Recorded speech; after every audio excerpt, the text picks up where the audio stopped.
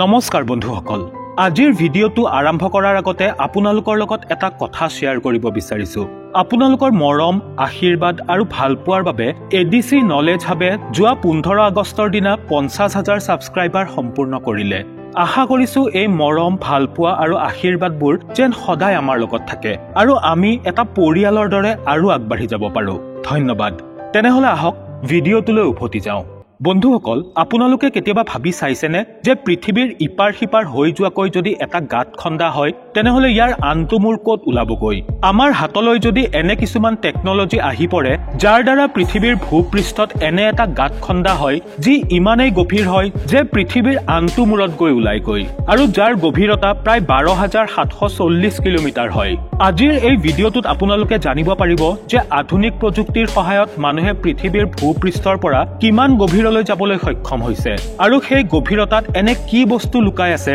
যিয়ে আমাক আৰু অধিক গভীৰলৈ যাবলৈ বাধাৰ সৃষ্টি কৰে আৰু ডাঙৰতকৈ ডাঙৰ ড্ৰিল মেচিনকো অকামিলা কৰি পেলায় এডিসি নলেজ হাবৰ আন এটি নতুন খণ্ডলৈ মই আকাশদীপ চৌধুৰীয়ে আপোনালোক আটাইকে স্বাগতম জনাইছো তেনেহলে আহক আৰম্ভ কৰো পৃথিৱীৰ ভূপৃষ্ঠৰ পৰা পৃথিৱীৰ ভূপৃষ্ঠৰ পৰা 6 ফুট তললৈ সাধাৰণতে কবৰ খন্দা হয় প্ৰায় 13 ফুট গভীৰতাত 3000 বছৰ পুৰণি ইজিপ্তৰ ৰজা টুটেনখামেনৰ মামি আৰু তেওঁৰ খাজানা উদ্ধাৰ কৰা হৈছিল আৰু প্ৰায় 20 ফুট দ অৰ্থাৎ 6 মিটাৰ গভীৰতা হৈছে সেইটো পইণ্ট য'ত মেটেল ডিটেক্টৰে মাটিৰ তলত থকা মেটেলসমূহ ডিটেক্ট কৰিব পাৰে ইয়াতকৈও তললৈ 40 ফুট অৰ্থাৎ 12 মিটাৰ গভীৰতাত নাইল ঘৰিয়ালে নিজৰ থকাৰ বাবে গাঁত খান্দে যি হৈছে যিকোনো জীৱ-জন্তুৱে খন্দা আটাইতকৈ গভীৰতম গাঁত 65 ফুট অৰ্থাৎ 20 মিটাৰ গভীৰতাত ফ্ৰান্সৰ পেৰিছ চহৰত ঐতিহাসিক পেৰিছ কাটাকম্ব অৱস্থিত য'ত কেইবা দশক আগতে 60 লাখ মানুহক একেলগে কবৰ দিয়া হৈছিল এই স্থানটোক ডোৰ অফ হেল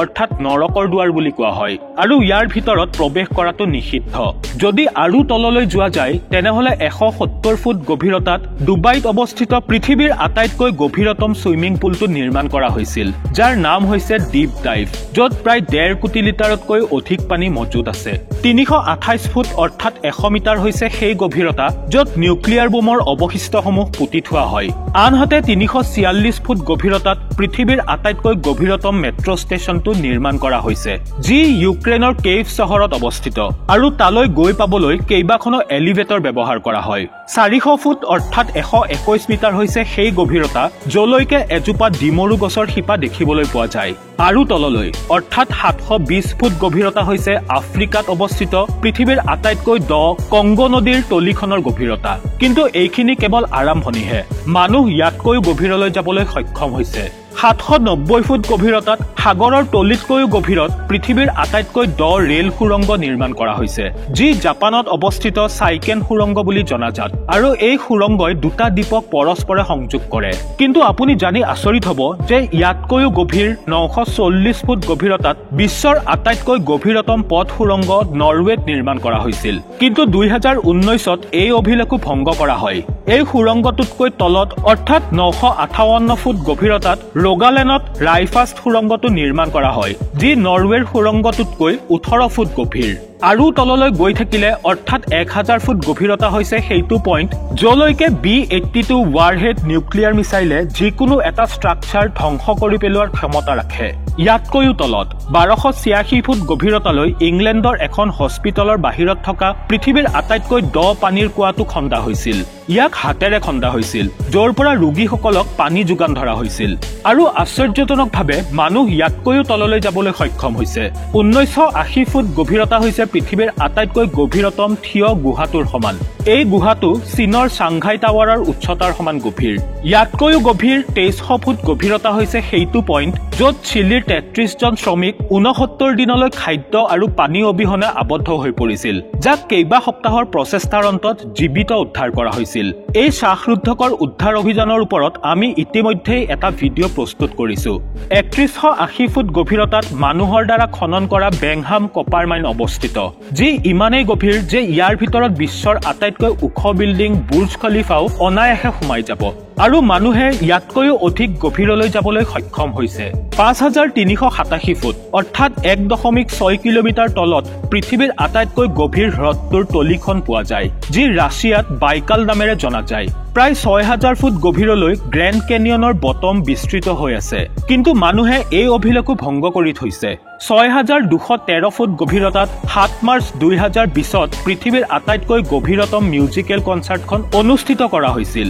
7200 ফুট গভীৰতালৈ জৰ্জিয়াত পৃথিৱীৰ আটাইতকৈ গভীৰতম গুহাটো অৱস্থিত, কিন্তু মানুহে ইয়াতকৈও গভীৰলৈ যাবলৈ সক্ষম হৈছে। 10300 ফুট গভীৰতাত দক্ষিণ আফ্ৰিকাত অৱস্থিত মোৱাব খটচং মাইনৰ বটম পোৱা যায়। ইয়াৰ বটমলৈ যাবলৈ লিফ্ট ব্যৱহাৰ কৰা হয়, যি 4.5 মিনিটৰ ভিতৰত বটমলৈ গৈ পায়, আৰু যদি কোনো মানুহ ইয়াত পৰে তেনেহলে তেওঁক তললৈ গৈ পাবলৈ প্ৰায় 25 ছেকেণ্ড সময় লাগিব। আৰু অধিক তললৈ গলে 13120 ফুট গভীৰতাত আফ্ৰিকাতেই পৃথিৱীৰ আটাইতকৈ গভীৰতম সোণৰ খনিটো অৱস্থিত, যাৰ বটমলৈ যাবলৈ 1 ঘণ্টা সময় লাগে, আৰু তাৰ তাপমাত্ৰা 64 ডিগ্ৰী চেলচিয়াছলৈকে হয়। ভূপৃষ্ঠৰ পৰা 29000 ফুট তলৰ গভীৰতা সিমানেই হয় যিমান মাউণ্ট এভাৰেষ্টৰ উচ্চতা, আৰু 38000 ফুট গভীৰতা সিমানেই হয় যিমান উচ্চতাত সচৰাচৰ এখন যাত্ৰীবাহী বিমানে চলাচল কৰে। কিন্তু আপুনি জানি আচৰিত হ'ব যে মানুহে মাটিত ইয়াতকৈও গভীৰ ফুটা কৰিবলৈ সক্ষম হৈছে। 40230 ফুট হৈছে সেই গভীৰতা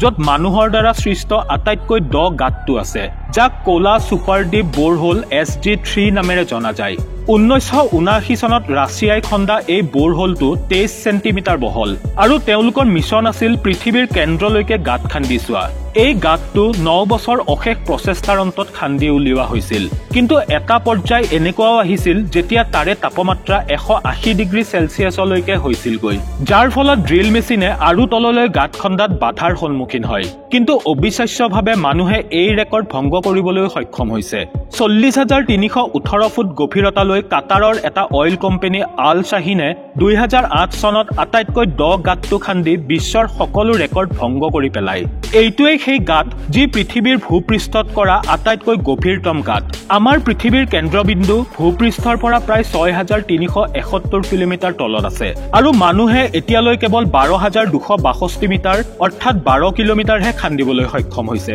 তেনেহলে বন্ধুসকল, আজিলৈ ইমানেই। ভিডিঅ'টো চাই কেনে পালে আমাক কমেণ্ট কৰি নিশ্চয় জনাব। ভিডিঅ'টো চাই ভাল পালে লাইক আৰু শ্বেয়াৰ কৰাৰ লগতে চেনেলটো ছাবস্ক্ৰাইব কৰি কাষতে থকা বেল আইকনটো প্ৰেছ কৰিবলৈ নাপাহৰিব। পুনৰ লগ পাম মোৰ আন এটি নতুন ভিডিঅ'ত। আজিলৈ আহিছো, ধন্যবাদ।